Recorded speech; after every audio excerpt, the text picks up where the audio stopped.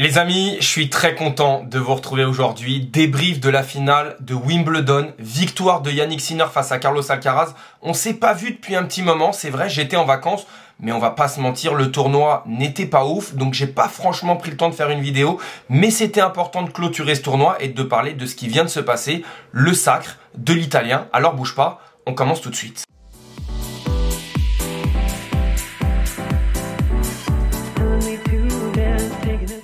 Et la première chose que j'ai envie de faire dans cette vidéo, c'est d'avoir une pensée pour Grigor Dimitrov. Vraiment, j'avais envie de commencer cette vidéo avec une énorme pensée pour le Bulgare qui a vécu l'un des moments les plus douloureux de sa carrière.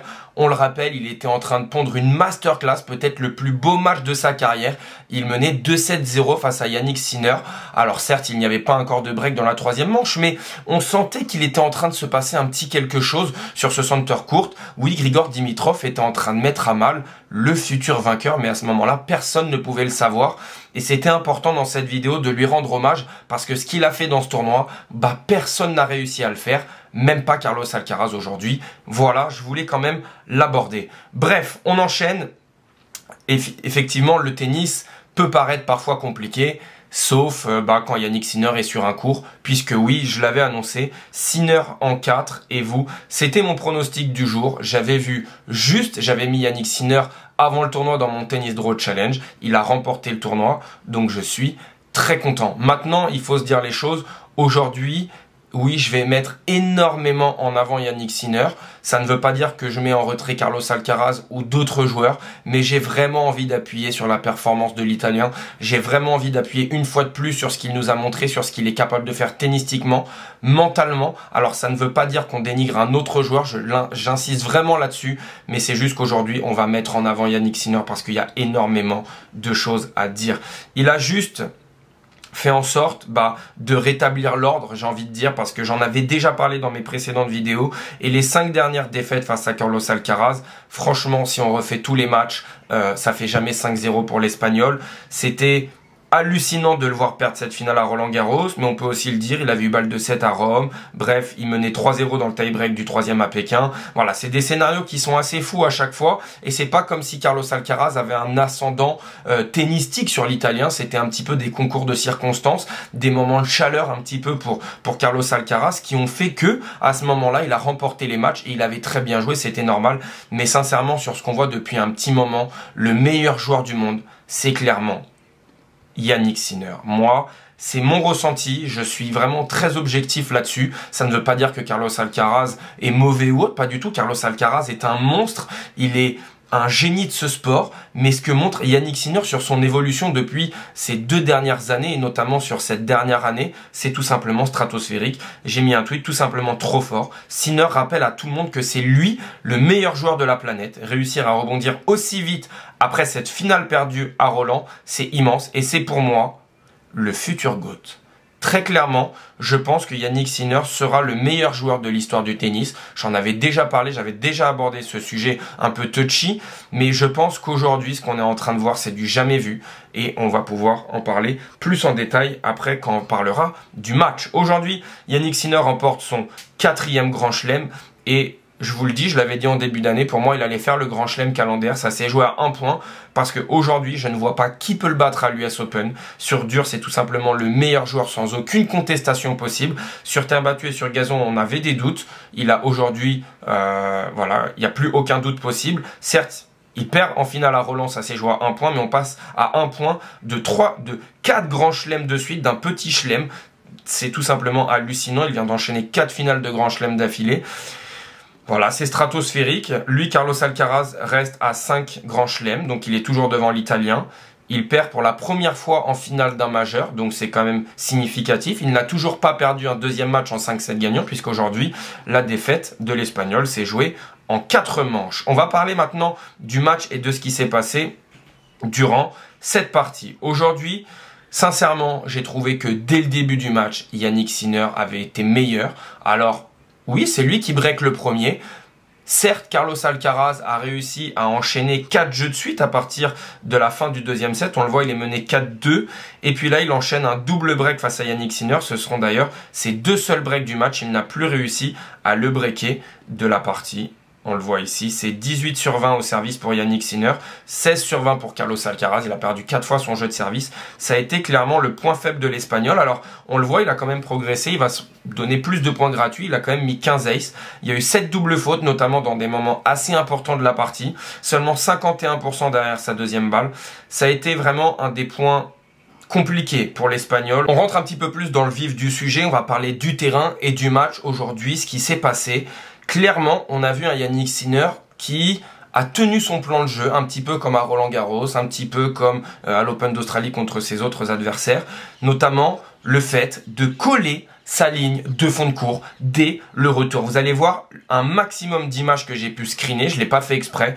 On va voir Yannick Sinner avoir les pieds à l'intérieur du terrain. Et ce qui est hyper important de comprendre, c'est qu'à Roland-Garros, Carlos Alcaraz a pu survivre avec le rebond qui est différent, avec le rebond qui lui laisse du temps, avec les glissades notamment, et ça va être le point hyper important puisqu'aujourd'hui il y a eu un coup déterminant, c'est le revers longue ligne de Yannick Sinner qui a été le coup clé de cette partie très clairement, puisque Carlos Alcaraz, alors pas forcément dans ce point, mais Carlos Alcaraz sur terre battue peut se déplacer ici, glisser, poser un appui fort et jouer dans l'ouverture. Sauf qu'à Wimbledon, avec le gazon, les appuis ne sont pas les mêmes et la glissade, déjà la balle vient plus vite, le rebond est plus bas, donc forcément ça laisse moins de temps aux défenseurs. Quand on a un Yannick Sinner qui colle sa ligne comme ça et qui arrive à jouer très vite, être capable de défendre très rapidement en faisant un déplacement sans glissade, c'est quasiment mission impossible et on va le retrouver aujourd'hui dans beaucoup de points, dans beaucoup d'images. On a le premier moment important, Carlos Alcaraz mène 40-15 et finit par se faire breaker par Yannick Sinner à ce moment-là. Voilà, je trouve que Yannick Sinner, alors c'est pas le premier point parce qu'il y en a eu deux, mais si c'est le même point, je m'embrouille un petit peu dans les images. On a, voilà, le premier point, je l'avais oublié. C'est tout de suite avec un revers longue ligne que Sinner va venir faire le break. Et j'avais même pas fait exprès, ça a été du premier point jusqu'au point limite le plus important qu'on va retrouver plus tard, son dernier break dans la quatrième manche où il finira par un revers retour longue ligne. Ça a été le coup clé, on le voit, c'est un des seuls coups où dans mes images il va jouer avec les pieds derrière la ligne de fond de cours. On voit qu'on a un Carlos Alcaraz qui est placé tout de suite croisé comme si Yannick Sinner allait jouer dans la diagonale ici pour ensuite décaler et faire le jeu avec son coup droit comme il le fait si bien. Sauf qu'aujourd'hui Yannick Sinner a décidé de tout de suite réorienter le jeu sur le coup droit de Carlos Alcaraz pour le faire se replacer plus proche du centre. Et à partir de là, en fait, Carlos Alcaraz aura touché moins de coups droits en décalage. C'est tellement bien vu tactiquement et tellement bien réalisé techniquement parce que c'est pas des revers longue ligne, comment on peut dire, de neutralisation. Non, non, c'est des revers longue ligne d'attaque. Il envoie des flèches. C'est assez hallucinant. On a ici Carlos Alcaraz qui va venir faire son jeu du débreak et là il met la machine en route avec un coup à la Roger Federer. Il se décale en coup droit et c'est ce qu'on disait, quand Carlos Alcaraz décale en coup droit, qu'est-ce qui se passe? On a un Carlos Alcaraz qui s'offre plusieurs possibilités. Le décalage dans l'ouverture ici, le décalage dans l'ouverture ici, et il a une façon de préparer son coup droit qui est quand même assez exceptionnelle puisqu'il est capable de jouer ici on l'a dit, mais il est capable aussi de jouer avec un petit amorti juste ici, un petit amorti juste ici, mais là il va faire encore une cinquième option. Vous imaginez la technique du gars, c'est assez fou. Il va réussir à faire un slice longue ligne ici à la Roger Federer pour venir derrière jouer une volée amortie juste ici dans le coin. C'est juste magnifique, c'est à mettre au Louvre, c'est stratosphérique. Seulement Carlos Alcaraz peut réaliser des prouesses pareilles sur la planète tennis. C'est merveilleux et c'est pour ça qu'on l'aime tant, parce que c'est un joueur tellement différent. On a toujours un Sinner Alcaraz qui monte en régime dans cette fin de set. Et regardez bien le point encore que va nous faire Carlos Alcaraz. Il est sur une série de 3 jeux d'affilée. Première balle de 7. Et là, il arrive à venir faire une glissade comme on le disait. Sauf que sa glissade se fait avec le tamis ouvert. C'est très compliqué là, dans cette situation, de venir jouer par en dessous. Donc il a le tamis ouvert. Et là, on a un point qui va continuer avec un Yannick Sinner qui va envoyer une brique ici à 10 000. Regardez où est Carlos Alcaraz. Et quand je mets la ligne droite, c'est clairement ce coup droit qu'il y a eu, mais à 150 km/h. Sauf qu'en face, on a un mutant. Et le mutant, qu'est-ce qu'il fait? Il arrive à jouer dos au filet. Il arrive à jouer dos au filet pour faire un coup de remise juste ici. Regardez où est Yannick Sinner après avoir fait son coup droit. Il arrive à remettre cette balle et s'offrir le gain de la première manche. C'est juste hallucinant. On va enchaîner avec les autres images juste après, mais avant, ce que je voulais dire, c'est que En fait, ce premier set, je le trouve un peu trompeur parce qu'on a un Jannik Sinner qui clairement est beaucoup plus entreprenant, beaucoup plus offensif, beaucoup plus proche de sa ligne. C'est lui qui joue plus vite, c'est lui qui est entreprenant, je l'ai déjà dit, mais c'est lui qui fait le jeu. C'est lui qui va vers l'avant, c'est lui qui a un très bon pourcentage de points gagnés au filet. Et encore une fois, on a un Carlos Alcaraz qui, quand il appuie sur l'interrupteur, est capable d'enchaîner plusieurs points, plusieurs jeux de suite et empocher un petit peu en faisant pour moi un petit hold-up. C'est mon ressenti personnel, je sais que c'est pas le ressenti d'autres personnes. Je trouve qu'à ce moment-là, Sinner se retrouve mené une manche à 0, mais un petit peu contre le cours du jeu. En tout cas, c'est mon ressenti personnel. On se retrouve tout de suite avec d'autres images. On a tout de suite pris des images dans la fin de ce deuxième set parce que Jannik Sinner a breaké d'entrée de ce deuxième set et je trouvais ça assez logique, mais mentalement, être capable de repartir comme ça, après avoir été breaké 2 fois de suite, il menait 4-2, il encaisse 4 jeux de suite, tout de suite il arrive à rebreaker, enfin à breaker en premier dans cette deuxième manche. Je trouve ça tout simplement monstrueux mentalement quand on sait qu'il avait les vieux démons de Roland Garros qui commençaient à ressurgir, peut-être, en tout cas peut-être déjà, j'ai envie de dire. On a un Jannik Sinner qui sert pour le gain de la deuxième manche et on a un Carlos Alcaraz qui arrive à faire un bon point, qui arrive à excentrer Jannik Sinner, on le voit, il est juste ici, et là il vient jouer un petit peu en dilettante. On va reparler après de son attitude, il va jouer une petite volée amortie ici tranquillement, sauf que Jannik Sinner, en fait c'est une Ferrari, il va venir jouer ici un passing, c'est juste hallucinant, mais c'est surtout une nonchalance de la part de Carlos Alcaraz qui l'empêche de prendre ce point. Et puis là on a 2 points stratosphériques avec un Jannik Sinner qui joue un coup dans son replacement avec un coup droit à 10 000 qui va finir dans la lucarne ici. Déjà ça c'est monstrueux. Et puis là on finit avec un point banger où encore une fois il cherche à venir couper la trajectoire pour enlever du temps à Carlos Alcaraz qui lui passe son temps loin derrière la ligne. Jannik Sinner, lui, cherche toujours constamment à couper les trajectoires, à avoir un pied si possible, mais si possible 2 pieds pour venir prendre encore plus de temps à l'Espagnol. Il va conclure cette deuxième manche, 6-4. C'est juste monstrueux, il n'y a absolument rien à dire. On se retrouve dans la troisième manche, j'ai pas pris une tonne de points, j'ai pris les points les plus importants de cette partie. Regardez bien, on a un Jannik Sinner qui, encore une fois, vient relancer avec un pied dans le terrain. C'est la volonté de l'Italien que d'enlever du temps à l'Espagnol. Ici, l'Espagnol rebondit à peine sur le sol, que l'Italien est déjà en train de frapper la balle. On a l'Espagnol ici, avec mon stylo ce sera mieux, qui recule d'1 mètre. Et tout de suite, la volonté, encore une fois, de Jannik Sinner, c'est de venir placer un appui en ligne, tout de suite avec la jambe gauche devant. La jambe gauche, elle est placée où? Elle est placée dans le terrain. Et on le sait, quand on a un appui en ligne et qu'on peut venir poser un appui en ligne, encore plus sur gazon, notre coup droit, on a un meilleur transfert. Il va venir jouer dans l'ouverture. Et c'est tellement juste. C'est tellement fait facilement, mais c'est tellement dur à faire, je vous assure, que derrière, il arrive à mener 5-4. Et il va remporter cette deuxième manche 6-4. C'est monstrueux, encore une fois. On a un Jannik Sinner, regardez bien, début de cette deuxième manche, qui va jouer un revers dans le replacement, revers longue ligne. Il va remporter ce point. Donc à ce moment-là, ça part ici. Ouh là là, j'en perds mes mots, je suis fatigué. Il arrive à obtenir une balle de break. Une balle de break, c'est compliqué. Et puis là, à ce moment-là, on est dans un moment hyper important, sauf qu'on le sait. Les grands champions forcent leur destin. Les grands champions vont chercher les points les plus importants. C'est ce que fait Jannik Sinner à ce moment-là du match. Encore une fois, on le voit, il vient chercher ce retour avec les 2 pieds dans le terrain. Et ça a été la clé du match. Regardez bien, il vient poser un retour revers longue ligne ici, que Carlos Alcaraz ne va même pas pouvoir toucher. C'est juste tellement bien fait, encore une fois. Ça a été la clé de ce match. Je pense qu'aujourd'hui, Jannik Sinner a un petit peu tout mieux fait que Carlos Alcaraz, mais notamment ce plan tactique, le fait de ne donner aucune balle en décalage coup droit à Carlos Alcaraz. Je pense qu'aujourd'hui, Carlos Alcaraz a dû jouer une petite dizaine de coups droits en décalage. Il les a très bien fait quand il a pu toucher des amortis. Plusieurs fois, Jannik Sinner s'est retrouvé au sol, mais Carlos Alcaraz n'est plus le même joueur quand il a un peu moins de temps.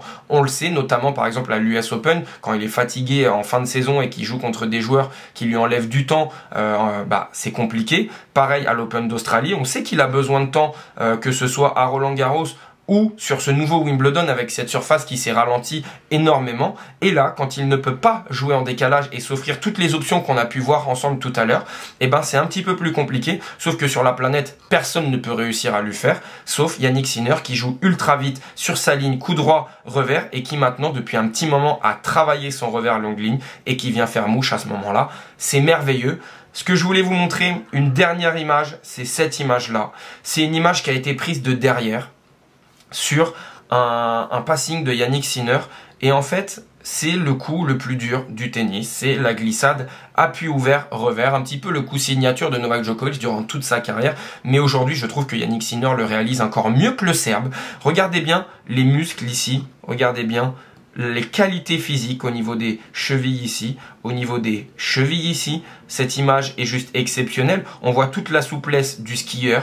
On voit ici le tronc qui reste droit, les abdos en titane, et il vient faire une glissade à appui ouvert sur une surface où seulement 1% des joueurs arrivent à glisser déjà en coup droit, c'est trop compliqué. Lui, il vient le faire en revers, et on voit cette image que je trouve mais sensationnelle. On a un athlète, on a un sportif de très haut niveau, et j'avais vraiment envie de vous partager cette image. Bref, on est obligé de terminer cette vidéo avec un petit mot sur le mental de Jannik Sinner, parce que il y a 5 semaines à peine, il était à Roland-Garros avec 3 balles de match pour lui. Il a perdu un des plus beaux matchs de l'histoire du tennis, et aujourd'hui, il arrive à faire abstraction de ça, à perdre la première manche et à remporter cette finale à Wimbledon après vraiment ce traumatisme parisien. Je ne sais pas si on se rend compte de cette performance all-time, parce que oui, c'était un Wimbledon affreux. C'était un Wimbledon qui a failli lui échapper face à Dimitrov, mais on sentait un petit peu de tension dans cette fin de 4e set, avec un scénario qui aurait pu se reproduire s'il y avait eu un débreak de Carlos Alcaraz et repartir dans quelque chose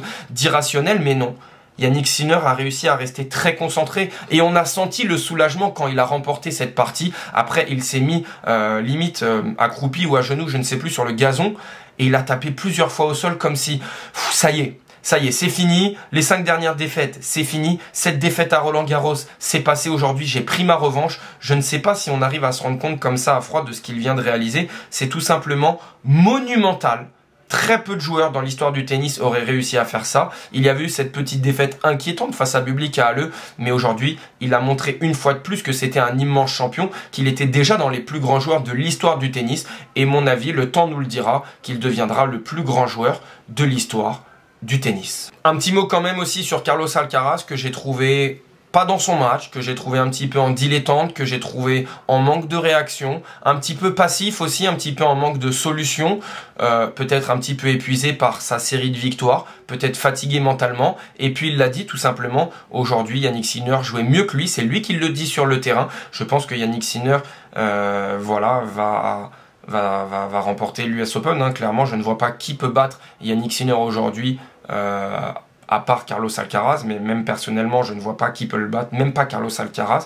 Mais j'ai été un petit peu déçu de la perf de l'Espagnol, que j'ai trouvé vraiment, qui est passé à côté de son match. Très clairement, il avait pas faim, comme on le connaît, il n'avait pas cette rage, il n'avait pas cette dalle, si je peux me permettre ces mots. Et voilà, même après, dans sa célébration, on l'a senti, il était tout sourire, il était tout content. C'est tout à son honneur, bien évidemment. On préfère ça que quelqu'un qui va pleurer ou autre. Ça n'existe pas, d'être mauvais joueur à ce niveau-là, c'est du rarement vu. Mais ce que je veux dire, c'est que je l'ai trouvé complètement détaché de l'événement. Voilà, même durant la partie, à aucun moment je l'ai trouvé en révolte. C'est un petit peu dommage pour l'intérêt du match, mais je pense qu'il a très vite compris qu'aujourd'hui Jannik Sinner était meilleur que lui, et Jannik Sinner a tenu au niveau du mental, donc il n'y a pas eu de possibilité de basculer dans quelque chose de complètement dingue. On va finir sur cette belle parenthèse. Jannik Sinner, 4 grands chelems, Carlos Alcaraz, 5 grands chelems, et nous, on se donne rendez-vous à l'US Open.